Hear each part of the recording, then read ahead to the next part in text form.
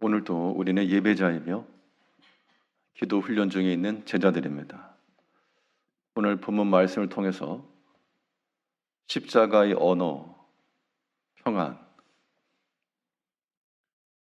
평안이란 제목으로 하나님의 말씀을 증거하겠습니다. 언어는 그 사람의 정체성이라 그랬습니다. 어떤 말을 쓰는가, 또 어떤 단어를 선택하는가라고 하는 것은 그 사람의 됨됨이 혹은 인격을 표현하기도 합니다. 예수님께서 십자가상에서 행하신 이 말씀은 그리스도 예수를 따라가는, 또 십자가의 길을 걷고자 하는 우리 모든 주의 자녀들이 동일하게 말하고 언급해야 될 내용들입니다. 예수님께서 먼저 행하신 말씀은 저들을 용서하소서. 자신을 생각하면 용서가 어려웠으나 그러나 나를 보내신 하나님 아버지를 생각하셔서 전체를 생각하는 마음을 가지고 용서하시고 또한 그 은혜를 잊지 않으셨다라고 하는 것을 기억하셔야 되겠고요. 두 번째로 오늘 본문에서는 우리가 잘 아는 대로 이 한 강도에게 예수님이 우편에 있던 그 행악자에게 내가 오늘 나와 함께 낙원에 있을 것이라 라고 하신 말씀입니다. 어떤 사람들은 믿으려면 예수님 십자가 우편에 있던 저 강도처럼 믿어야 된다. 평생 동안 자신이 원하는 대로 살다가 마지막에 믿고 천국 가니 얼마나 가성비가 좋은가 라고 생각하는 사람도 있습니다. 그런 말에 동의를 하시는 분도 있을 수 있으나 그러나 그것은 이 천국과 구원의 영광을 알지 못할 때 일입니다. 요즘은 휴가 때라 그래도 멀리 가지 않고 이 도심 호텔 이런 데에서 휴가를 누리는 이른바 호캉스라고 하는 것도 유행한데요. 어떤 유명 호텔에 숙박권을 얻었다. 일주일치를. 그러면 처음부터 가서 아무튼 다 뽑아 먹는다. 아마 그런 마음들이 진실 겁니다. 근데 만약 어떤 사람이 이제 마지막 체크아웃하는 그 마지막 시간에 들어가서 물 한 잔 먹고 나왔다. 그래도 분명 그 호텔을 이용하긴 한 겁니다. 그것을 가리켜 참 잘했다라고 말하지 않고 참 안 됐다라고 말할 겁니다. 예수님께서 이 행악자에게 행하셨던 또 그 행악자가 보여주었던 그 언어들을 살펴보면서 우리가 우리 심령 가운데 십자가 위에서라도 낙원을 이야기하시고 그 심령의 평안을 지키셨던 그 주님의 모습과 또한 그의 대화들을 우리가 본받아야 되겠는데요. 그러면 이러한 평안함이 우리 가운데 유지될 수 있도록 우리 모든 신앙의 삶에서 심적 평안함을 유지하려면 어떻게 할 것인가? 오늘 본 말씀을 통해 살펴보게 되면 먼저는 비방의 언어를 버리셔야 됩니다. 비방의 언어를 대처할 수 있을 때 그때라야 우리 심령에 평안이 임하는 것이고 이 비방의 언어를 우리가 잘 컨트롤하지 못하면 그것 때문에 넘어지기도 하고 상함받기도 하는 겁니다. 예수님께서 십자가에 달리시는 그때까지만 해도 많은 사람들이 종교 지도자들이 오해하고 핍박했는데 그 십자가 상에 있으면서까지 또한 비방의 말씀을 들으셨습니다. 오늘 보면 39절을 보면 달린 행악자 중 하나는 비방하여 이르되 내가 그리스도가 아니냐 너와 우리를 구원하라 하되 십자가에 이르기까지도 참 여러 가지 어려움이 많았는데 지금 이 시점에서까지 비방의 말이 있었습니다. 참고 참으셨던 예수님께서 내가 더 이상은 참지 못한다 하고 거기서 끝내신 것이 아니고 이 마지막까지 그 행악자의 비방까지라도 주님께서 다 감수를 하셨고, 이때 그 행악자 옆에 있던 다른 한 사람의 표현을 보게 되면 40절에서 하나는 그 사람을 꾸짖어 이르되 내가 동일한 정죄를 받고서도 하나님을 두려워하지 아니하느냐. 비방하는 사람의 그 말을 이 사람은 꾸짖었다 그랬습니다. 우리가 어떠한 이러한 말을 들을 때가 있으면 이 다른 관점에서의 생각을 좀 지녀야 됩니다.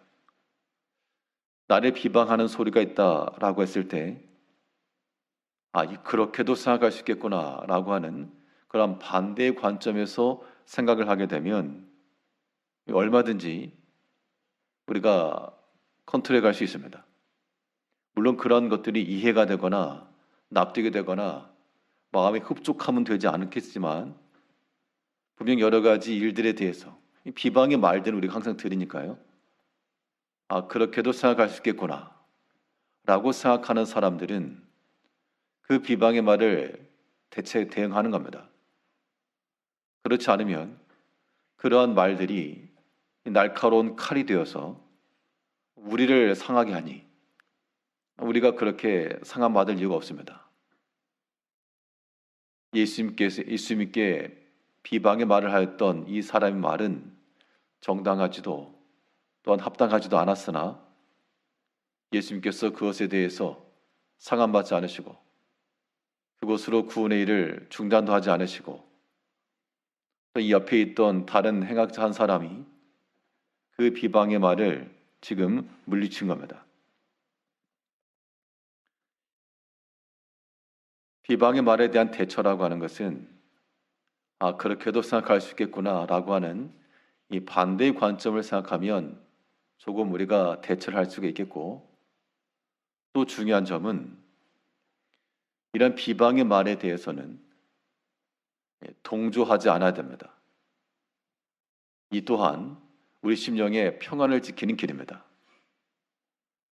그런데 많은 경우 우리 개개인의 신앙생활 가운데서 상당 부분들은 이러한 비난과 비방의 말들을 서로 주고받으면서 생깁니다. 그런데 이 당사자들, 지금 여기서는 비방의 말을 한 사람이 있고 그 말을 들은 예수님이 있는데 중간에 한 사람 끼어든 겁니다. 예수님 우편에 앉아있던 사람, 옆에 매달려 있던 사람이 지금 중간에 하는 말인데 이 사람의 입장 또한 중요합니다. 그 비방하는 사람의 말을 듣고 그렇네, 너가 그렇게 구원자라면 구원하라, 이러한 식의 이야기를 했다 그러면 그는 구원함에 이르지 못했을 겁니다.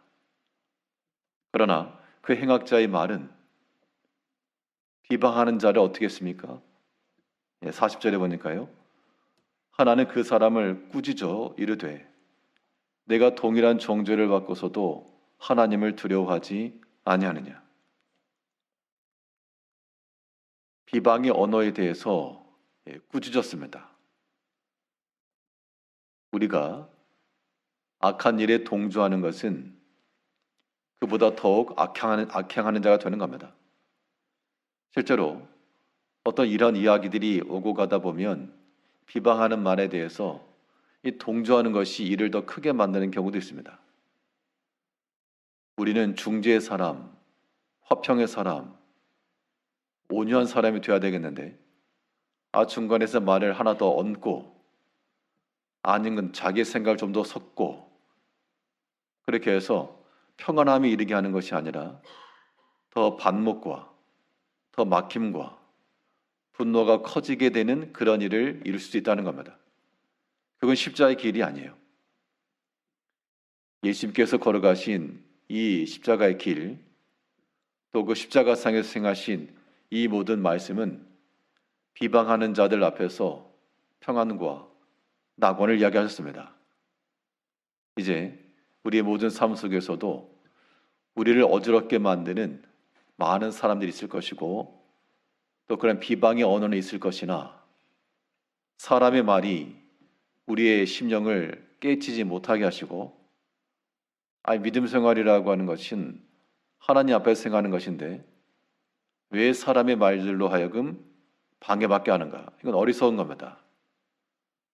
정작 중요한 것은 하나님 앞에서의 우리인데 왜 거기에 사람이 끼어들어서 하나님과의 관계를 가로막는가? 막히지 않아야 됩니다.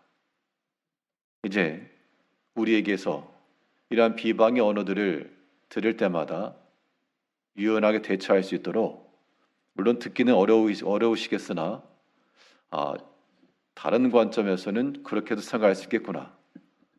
그런 마음들이 우리에게 필요합니다. 뿐만 아니라 그런 비방의 말에 있을 때에는 서로 동조하면서 함께 악행하는 자가 되지 마시고 도리어 꾸짖을 줄 알고 그렇지 아니하다. 분쟁과 악행의 사람이 아닌 평화와 화평의 사람이 될 수 있도록 이러한 비방의 언어를 잘 대응해 나가셔야 되겠고요. 우리가 이 평안함을 얻으려면 반대로 이 비방의 언어가 아닌 화평의 언어를 써야 됩니다. 오늘 본문에서 비방하는 자의 이 말에 대하여 예수님 우편에 있던 자는 도리어 그를 꾸짖어 하나님을 두려워하라 라고 말해 주었고 또한 그가 예수님께는 나를 기억하소서 다른 옆에 있던 사람들처럼 똑같이 말한 게 아니고 41절에서 우리는 우리가 행한 일에 상당한 보응을 받는 것이니 이에 당연하거니와 이 사람이 행한 것은 옳지 않은 것이 없느니라 하고 똑같이 십자가에 달려 있는데 한 사람은 비방의 언어를 썼고 또 한 사람은 화평의 언어를 썼습니다. 지금 당장의 상황을 말하면 비방하는 사람이 목소리가 클 수 있습니다. 그러나 궁극적 승리는 화평의 언어를 쓰는 사람에게 있습니다. 비방했던 사람은 구원함에 이르지 못했고 화평의 언어를 썼던 사람은 예수님께서 나와 함께 낙원에 있을 것이라. 이 사람은 예수님을 향하여서도 구원과 소망의 말을 하고 있죠. 42절에서 이르되 예수여 당신의 나라에 임하실 때 나를 기억하소서 하니 화평의 언어라고 하는 것은 결국 이 기대와 소망을 따라 말하는 겁니다. 현재적 상황을 말하게 되면 이 강도와 같은 그러한 불명예스러운 일이요. 십자가 위에서 십자가라고 하는 것이 넉넉히 평안하게 지금 대화해진 상황이 아닙니다. 그러나 그 마음속에 현재는 이러한 십자가와 같은 고난과 큰 아픔과 수치의 자리나 그러나 그 마음속에는 주의 나라 임하실 때 나를 기억하소서 장래의 소망과 희망의 메시지를 지금 이야기하고 있습니다. 우리의 심령의 평안함을 지키시려면 우리의 말하는 내용들이 현재 상황들에 맡겨서는 안 되겠습니다. 지금 현재의 것으로는 약함이 있고 부족함이 있으나 그러나 우리 마음 가운데 장래의 소망과 또한 기대감을 가지고 말할 때 그것이 우리 심령을 자유하게 하며 평안케 하는 겁니다. 비록 그 상황이 어렵고 복잡한 것이 사실일지라도 그렇게 이야기한다고 해서 해결될 것도 없고 우리 심령의 평안이라고 하는 것은 장차 하나님께서 구원함에 이르시게 하실 것과 유익하게 하실 것을 믿는 데 있다는 겁니다. 예수님께서도 그런 기대와 소망을 가지고 말했던 그 사람에 대해서 동일하게 평화의 언어로 답변해 주셨습니다. 43절에서는 예수께서 이르시되 내가 진실로 내게 이르노니 오늘 내가 나와 함께 낙원에 있으리라 하시니라. 참, 이 십자가에서 못 박힌 상태에서 그 고통이 극심한 상태에서 주고받을 내용일까? 우리는 조금만 불편해도 참지 못하고 견디지 못하고 우리 마음을 밥상 엎듯이 스스로 엎어버리는 우리들의 모습인데, 예수님께서는 그 십자가 위에서 그 고난 중에서 그 강도의 비방하는 말을 들으면서도 그 심령에 평안이 있었고, 또한 그 강도를 향하여서 나와 함께 낙원에 있을 것이라. 그의 육체의 몸은 십자가에 있었으나 그의 마음은 영원한 천국과 하나님 곁에 있었다라고 하는 겁니다. 우리의 심적 평안이라고 하는 것은 어디서 오는가? 한 국가의 평안과 안정도 여러 전쟁이 난무한 이때 한 나라의 평안이 어디서 오겠습니까? 도리어 평화를 외치는 말에서 나오지 않고 강력한 억지력에서 나오는 겁니다. 강한 힘이 있을 때 평안이 지켜지는 것처럼 우리의 심적 평안을 얻으려면 우리 가운데 주께서 함께 하셔야 됩니다. 주와 동행하는 그 의지가 우리의 평안을 주는 겁니다. 우리 43절 다시 보시면 예수께서 이르시되 내가 진실로 내게 이르노니 오늘 내가 나와 함께 낙원에 있으리라. 낙원이라고 하는 특별한 장소로서만 아니고요, 주님과 함께 있다라고 하는 것이 결국 우리가 이룰 만한 낙원과 평안의 장소입니다. 오늘 하루 동안에도 우리가 살아가는 이 땅이 낙원이 되기는 어려울 것이나, 그러나 주와 함께 걸어가시고 살아가시는 것은 우리가 낙원에 이르는 길이요 심령에 평안을 주는 좋은 길이 될 것입니다. 예수님께서 비록 십자가상에서 고난과 피 흘림 있는 그 중에서라도 심령 가운데 평안을 잊지 않으시고 평안의 언어를 쓰셨습니다. 비방하는 자가 있었으나 그 비방의 언어를 우리가 물리치고 도리어 화평케 하는 자의 말을 들어서 장래의 기대와 소망을 따라 비록 우리의 몸은 십자가일지라도 우리 입에서부터 항상 평안과 위로와 소망의 메시지를 내므로 주님이 걸어가셨던 그 십자가의 길 함께 끝까지 걸어나가는 우리 모든 성도님들 다 되시길 바라겠습니다. 기도하겠습니다.